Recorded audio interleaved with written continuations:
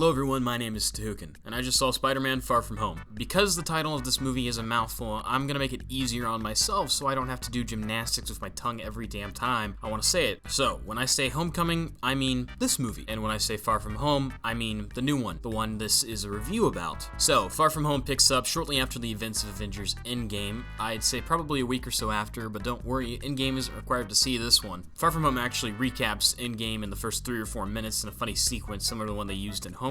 I will be honest, I was actually very taken aback at first, but I like this new thing they're doing. They did it in Spider-Verse, they did it in Homecoming, and they did it in this. It's a neat little way to introduce the viewers to the world and where it's at now. As far as my feelings go to the director, John Watts, he's fine. Far From Home has superior visuals to Homecoming, and in nearly every way it builds upon and fixes most of the criticisms of the first, such as the lack of web-swinging scenes, the lack of Peter's spider-sense, and the overuse of CGI suits instead of physical ones. Now, I'm not a huge fan of Spider-Man. I've enjoyed really all of them except for The Amazing Spider-Man 2 and Spider-Man 3. I don't think that any Spider-Man movie has been made so far that's perfect. However, Far From Home is the closest yet.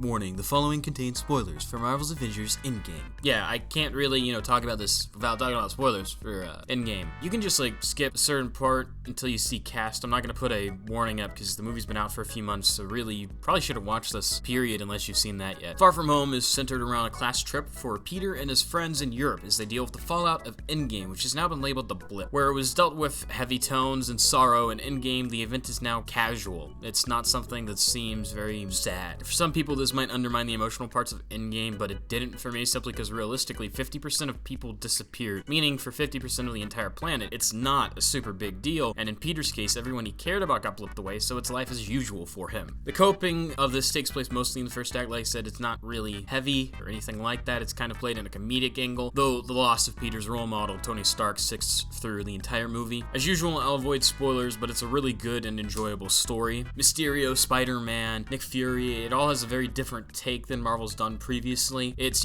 Marvel, obviously, but the movie goes down a route much more unique. It feels a lot more like a true solo film than anything else. It uses all of the Marvel properties it can to its advantage, but it doesn't feel like it's, just shoving shit in there for no real reason. If you like Spider-Man 2, you'll like this a lot. I use Spider-Man 2, not Spider-Man 1 or Spider-Man 3, because Spider-Man 2 is superior to those. It feels very Sam Raimi-esque.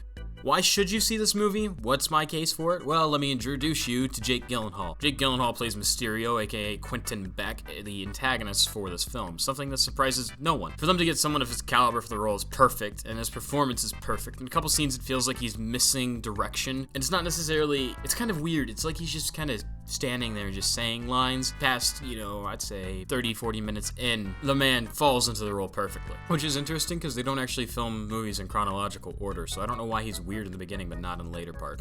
Well, I do know, but I'm not gonna spoil that. For them to get someone of his caliber for the role, it's perfect though. It's up there with Josh Brolin's Thanos, Jeff Bridges' Obadiah Stane, and Michael Keaton's Vulture. He's an incredibly memorable character, and I know not everybody liked Obadiah Stane, but I did a lot. I thought Jeff Bridges did a great job, and I did like Michael Keaton's Vulture as well. The Marvel villains are a lot of the time they're a one-hit. Some of them leave an impact, Loki did, but I'm not actually a fan of Loki as a villain. I feel like those 3, and now 4, including Jake Gyllenhaal, and I think, frankly, he's up there with Josh Brolin. Fucking amazing. Other than Gyllenhaal, once again, Tom Holland proves to be my favorite iteration of Peter Parker. He's got the quips of Garfield, and he's got the heart and humanity that Tobey Maguire had, but just not as overdone. It's a very Peter Parker comic-accurate version. Zendaya was also good. I wasn't a big fan of her in the first one, just because they really didn't utilize her all that much, and the little twist at the end kind of pissed me off, but I think she was really good in this, and I like her in the role a lot. Her role in the movie itself, though, kind of took over the role that Jacob Batalon's Ned had in the first movie, although at the same time, not really. It's not like they just took the same script and just fit characters into these roles. It feels really good. It's a sequel, but it feels detached almost. Really, though, I think Martin Starr might have been my favorite out of all of them. They went with a very different comedic angle for this, so everybody was using a lot more jokes. Ant-Man did that in the first one. Ant-Man and the Wasp did it very shitty. Samuel L. Jackson and Kobe Smulders also returned and reprised their roles as Nick Fury and Maria Hill, respectively. There's also a favorite actor of mine they cast in an anonymous role. I won't tell you, but you'll know it when you see it, and it's fucking amazing. Fucking great. Love what they did with him.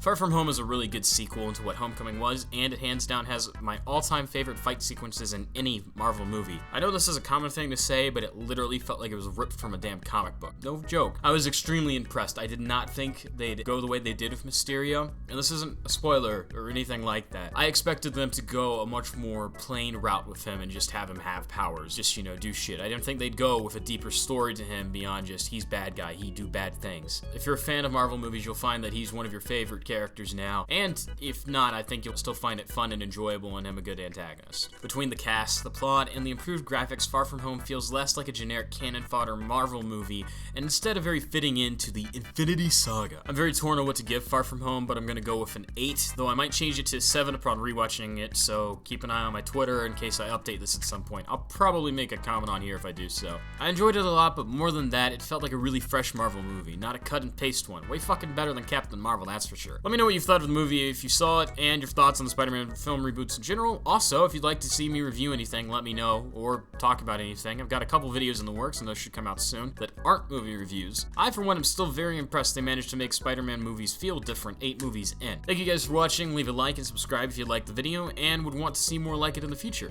And please check out my Twitch channel. I stream there nearly every day now, playing games and talking to you guys. You can also join my Discord or check out my Letterboxd account to see all of my ratings. If you'd like to help support me making more videos like this, you can visit my Patreon or merch store. Maybe I'm partial, but I personally love my merch designs. Why don't you go check them out? So thank you for watching, and as always, I'll see you in the next video.